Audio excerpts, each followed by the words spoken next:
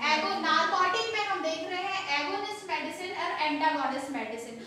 तो इसका सीधा सीधा सा एगोनिस्ट का मतलब अगर हम बताते हैं तो ये नारकोटिक के लिए किसी मेडिसिन को सक्रिय कर देती है, उसमें नारकोटिक का प्रभाव बढ़ा देती है। और जो एंटागोनिस्ट मेडिसिन होती है वो क्या करती है, नारकोटिक मेडिसिन के प्रभाव को कम कर देती है। ठीक है, तो एगोनिस्ट क्या है, किसी मेडिसिन के प्रभाव को बढ़ा देना। ठीक है, सर्जरी के पहले पेशेंट को एनेस्थीसिया देने के लिए हम जो मेडिसिन का यूज करते हैं, कौन सी मेडिसिन, नारकोटिक मेडिसिन, उस नारकोटिक मेडिसिन के प्रभाव को बढ़ाने के लिए कौन सी मेडिसिन यूज की जाती है, एगोनिस्ट।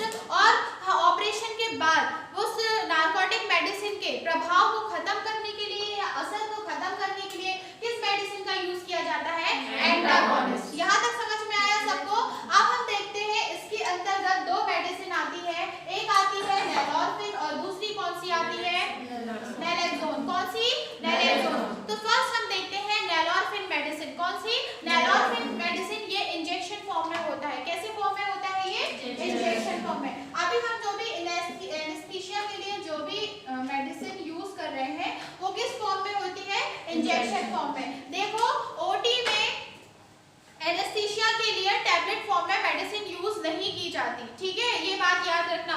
जितनी भी मेडिसिन होती है वो किस फॉर्म में होती है, इंजेक्शन फॉर्म में होती है। ठीक है, आईवी फ्लूइड फॉर्म में होती है। ठीक है, तो हम फर्स्ट देखेंगे कौन सी मेडिसिन, नैलोरफिन मेडिसिन। नैलोरफिन हाइड्रोक्लोराइड के नाम से इसे जाना जाता है। इसका यूज क्या है, ये मॉर्फिन के कार्यों को रोकने एवं समाप्त करने के लिए किया जाता है।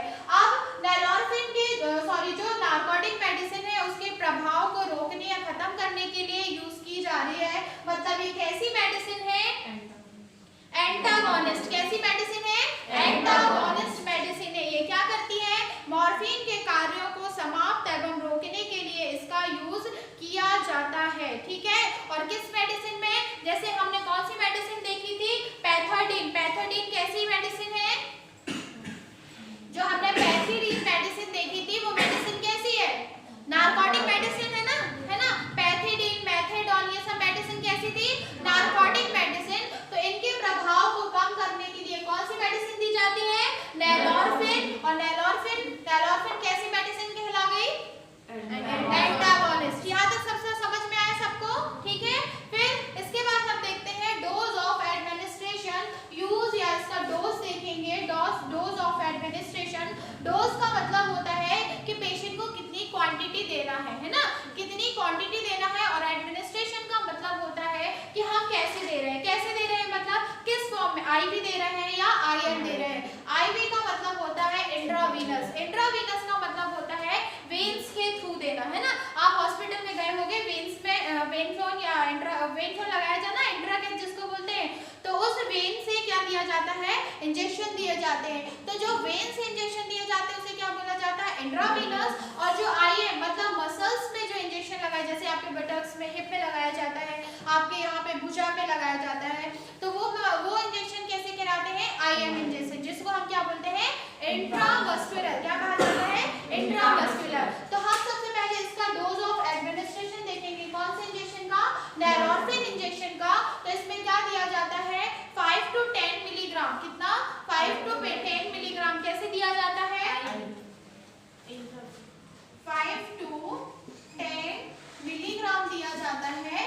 आईवी कैसे दिया जाता है, आईवी का मतलब क्या है, इंट्रावीनस। ठीक है, और अगर हम उसकी बात करें कि अगर हम कुल मात्रा, मतलब दिन में या 24 घंटे में इसकी मात्रा कितनी से ज्यादा नहीं होनी चाहिए, 40 मिलीग्राम से।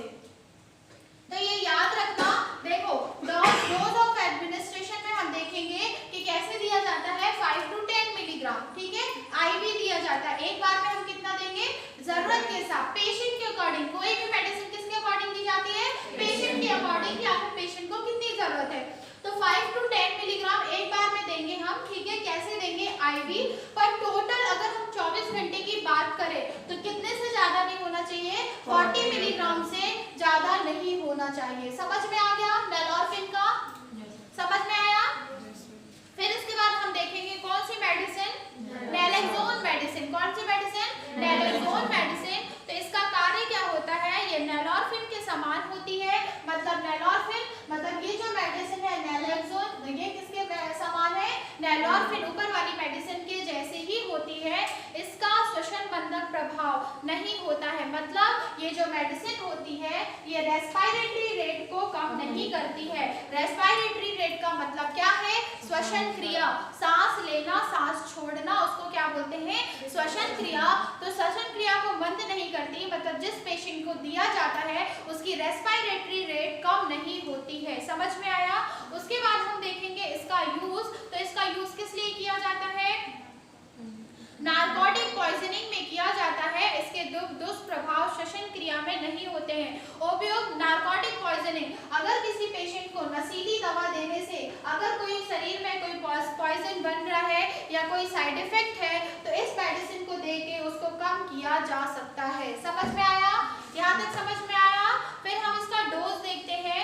400 मिलीग्राम किसके द्वारा 400 मिलीग्राम दिया जाता है टोटल एज में। कितना दिया जाता है, एक दिन में कितना दे सकते हैं हम इसको, 400 मिलीग्राम दे सकते हैं। फिर इसमें हमने देखा साइड इफेक्ट, अगर इसका किसी को साइड इफेक्ट दिखा है, देखो हर मेडिसिन का एडवांटेज होता है, हर मेडिसिन का डिसएडवांटेज होता है, वो सबको नहीं दिखता है ना, किसी पेशेंट को दिखता है डिसएडवांटेज, ठीक है। तो अगर किसी पेशेंट को हम ये दे रहे हैं और उसका अगर इस मेडिसिन का साइड इफेक्ट दिख रहा है तो पेशेंट में क्या दिखेगा कि पेशेंट को वॉमिटिंग होने लगती है। क्या होने लगती है, वॉमिटिंग। वॉमिटिंग का मतलब समझते हो ना, उल्टियां होना। तो क्या होता है, अगर किसी पेशेंट को साइड इफेक्ट दिख रहा है तो क्या होगा, पेशेंट को वॉमिटिंग होने लगती है, ठीक है। इसके बाद ये समझ में आ गई एगोनिस्ट और एंटागोनिस्ट। इसके बाद हम कौन सी मेडिसिन स्टार्ट करेंगे, ट्रैंक्विलाइजर्स। कौन सी मेडिसिन, ट्रैंक्विलाइजर्स। अब ये ट्रैंक्विलाइजर्स किस लिए यूज किया जाता है, तो इस ग्रुप की जो मेडिसिन होती है वो डिप्रेजेंट होती है, जिनका यूज किस लिए किया जाता है, डिप्रेशन और सम्मोहन प्रभाव से अधिक होता है। आजकल चिकित्सा थेरेपी में भी इसका यूज किया जाता है। अब पहले देखो डिप्रेजेंट का मतलब क्या होता है, ये जिस भी व्यक्ति को अगर हमने कौन सी मेडिसिन दे दी, ट्रैंक्विलाइजर्स दे दी, तो उस पेशेंट की क्या होती है, कार्य करने की क्षमता कम हो जाती है। अगर मैंने आपको मेडिसिन दे दी, कौन सी मेडिसिन, ट्रैंक्विलाइजर्स, तो आपकी जो कार्य करने की क्षमता है वो एकदम क्या हो जाती है, कम हो जाती है। फिर इसके बाद हम देखते हैं क्या, सम्मोहन प्रभाव का मतलब होता है मनमोहन मतलब मन को मोह लेना, समझ आ रहा ना, मन मोह लेना। तो इसका मतलब क्या होता है, किसी को अपने वश में कर लेना, है ना। हम इस मेडिसिन को देखें, किसी को वश में ऐसा नहीं कि आप पूरे टाइम मेडिसिन है, जितने दिन तक इसका इफेक्ट रहेगा तब तक पेशेंट हमारे अकॉर्डिंग काम करेगा और कैसा हो जाएगा,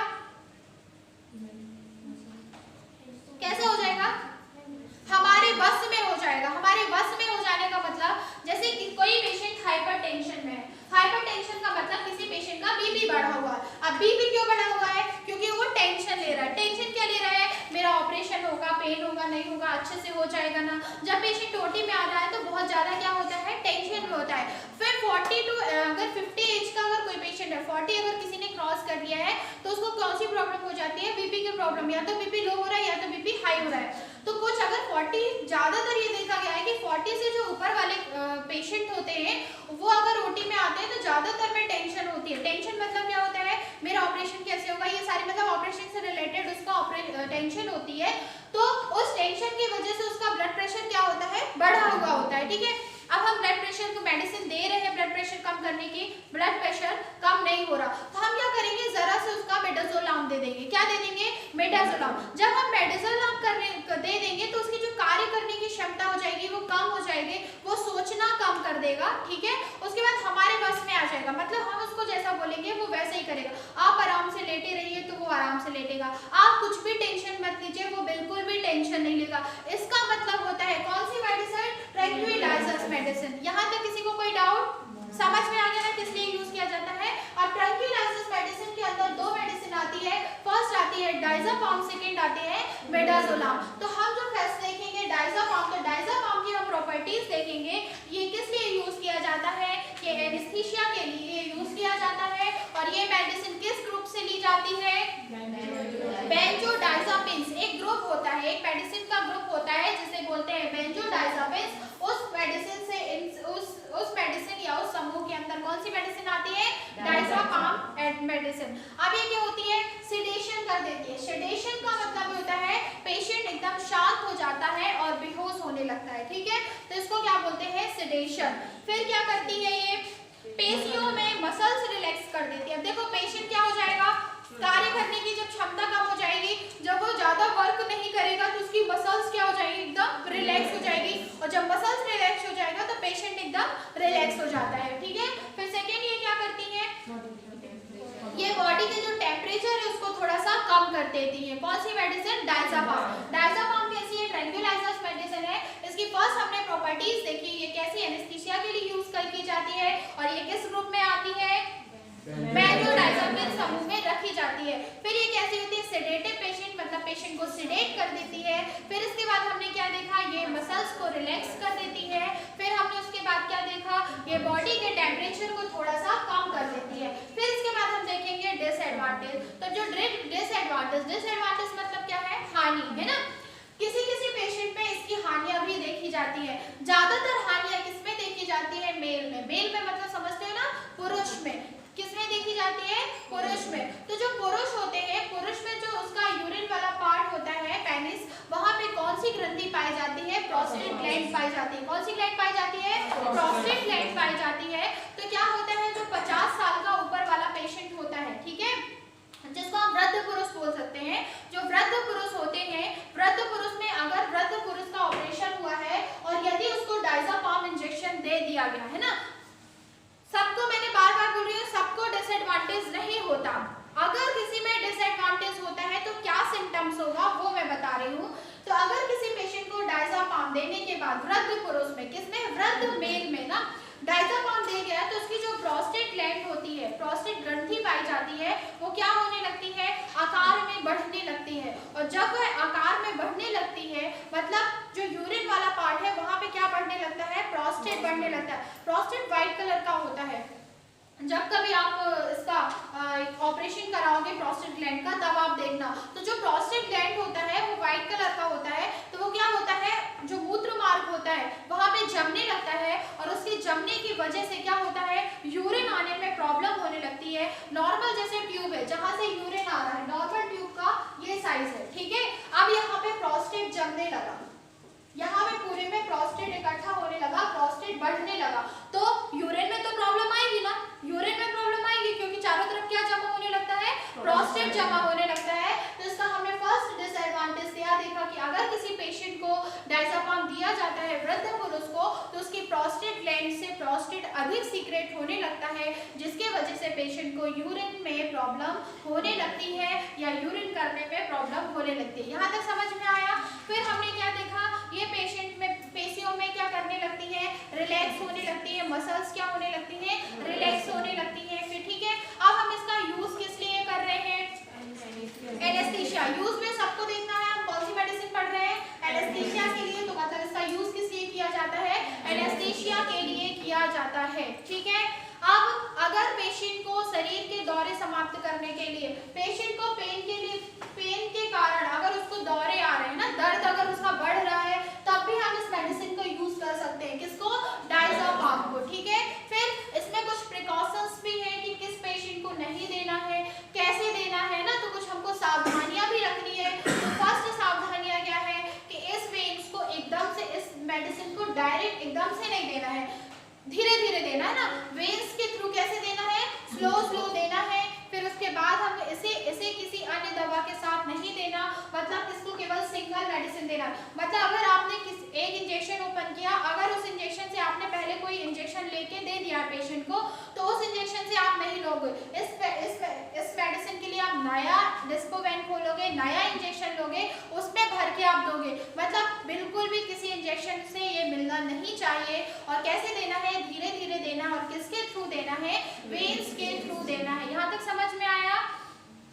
अब ये किसको नहीं देना है, बच्चों को नहीं देना, और जो वयस्क होते हैं, अडल्ट होते हैं, उनको नहीं देना। क्योंकि हमने क्या देखा, क्यों नहीं देना है, क्योंकि जो मेल्स में ये प्रॉब्लम करती है ना, प्रोस्टेट ग्रंथि, तो अगर मेल्स में हमने दिया, ये मतलब अगर हमने एडल्ट को ये मेडिसिन दिया और बाय चांस एडल्ट में, देखो प्रोस्टेट ग्लैंड तो सब में है, पुरुष में, वो चाहे बच्चा हो चाहे वृद्ध हो, प्रोस्टेट ग्लैंड सब में पाई जाती है। अगर हमने एडल्ट को दे दिया और एडल्ट में अगर प्रोस्टेट ग्लैंड से अगर ज़्यादा प्रोस्टेट सीक्रेट होने लगा तो वो एडल्ट में भी ये प्रॉब्लम क्या हो सकती है, क्रिएट हो सकती है। ठीक है, इसके बाद हम देखते हैं कौन सी मेडिसिन, मेडाजोलाम। तो मेडाजोलाम जो मेडिसिन है ये भी किस में रखी गई है, किस ग्रुप में रखी गई है, बेंजोडाइज़ेपिन्स समूह से ही ये मेडिसिन आती है। ठीक है, ये भी किस लिए यूज की जाती है, सेडेशन के लिए यूज की जाती है। ठीक है, इससे क्या होता है, सेंट्रल नर्वस सिस्टम एवं रेस्पिरेटरी सिस्टम के कम कर देती है। सेंट्रल नर्वस सिस्टम का मतलब ये है जो हमारा ये नर्वस सिस्टम होता है, हम पढ़ेंगे वहाँ पे सेंट्रल जो नर्वस सिस्टम होता है उसके कार्यों को ये धीमा कर देती है। मतलब क्या है, हमारे शरीर में कोई भी कार्य होता है, हम कोई भी कार्य करते हैं तब करते हैं जब हमको ब्रेन क्या करता है, क्या करता है, ब्रेन आदेश देता है ना। आपका जब ब्रेन देता है, सेंट्रल नर्वस सिस्टम जब आपको आदेश देता है कि आपको ये काम करना है तभी आप वो काम करते हो। ठीक है, कोई भी काम, एटलीस्ट आप लिख भी रहे हो तो आपका ब्रेन आपको आदेश दे रहा है कि आपको लिखना है ना। अब चल भी रहे हो, आपको उठ के चलना भी है तो आपको आदेश कौन दे रहा है, ब्रेन दे रहा है ना। तो आपका ब्रेन आदेश करता है तो वो क्या करता है, डायरेक्ट सेंट्रल नर्वस सिस्टम को कम कर देता है। तो जब बॉडी में आदेश ही नहीं आएंगे तो पेशेंट क्या हो जाता है, टोटल सीडेट हो जाता है। समझ में आया। फिर उसके बाद हमने क्या देखा कि यह क्या करता है, एनेस्थीसिया को प्रेरित, मतलब एनेस्थीसिया को प्रेरित करने वाली बात हम किस लिए यूज करें, एनेस्थीसिया के लिए, मतलब ये एनेस्थीसिया के लिए यूज किया जाता है। अब अगर हम इसकी अवेलेबिलिटी की बात करें तो 2 ml एक एम्प्यूल में आता है। ठीक है, जिसमें कुल 10 मिलीग्राम दवा होती है। एक 2 ml का, 2 ml समझते हो ना, एक 2 ml का एम्प्यूल आता है। एम्प्यूल का मतलब जो कांच की शीशी देखी ना जिसमें इंजेक्शन रहता है, तो 2 ml का एम्प्यूल होता है। उसमें कितनी मेडिसिन भरी होती है, 10 मिलीग्राम। ठीक है, फिर हमने क्या देखा, एडमिनिस्ट्रेशन। तो एडमिनिस्ट्रेशन में बाल रोगियों में इसे ओरली भी दिया जा सकता है, मतलब माउथ के द्वारा भी इसे दिया जाता है। किसमें, बाइट में, मतलब बच्चों में, है ना। तो हमने कौन कौन सी मेडिसिन देख लिया, पहले नार्कोटिक एगोनिस्ट देखा और फिर नार्कोटिक एंटागोनिस्ट। ये जो नार्कोटिक पदार्थ है उसके प्रभाव को बढ़ा देता है। ये क्या करता है, एंटागोनिस्ट, नाम से ही समझ में आ रहा है, ये क्या करता है, उसको नशीली दवाओं के प्रभाव को कम कर देता है। फिर ये ट्रैंक्विलाइजर्स क्या देखा हमने, ये क्या करता है, किसी व्यक्ति को, ट्रैंक्विलाइजर्स का मतलब क्या होता है, किसी भी कार्य करने की क्षमता को कम करना तथा उसको अपने वश में कर लेना। तो ये कौन सी मेडिसिन कहलाती है, ट्रैंक्विलाइजर, जिसमें डायज़ेपाम और मेडाजोलाम हॉस्पिटल में सबसे ज्यादा यूज की जाती है, मेडाजोलाम मेडिसिन। ठीक है, तो बस आज की क्लास यहीं तक। कल हम कौन सी मेडिसिन स्टार्ट करेंगे, मसल्स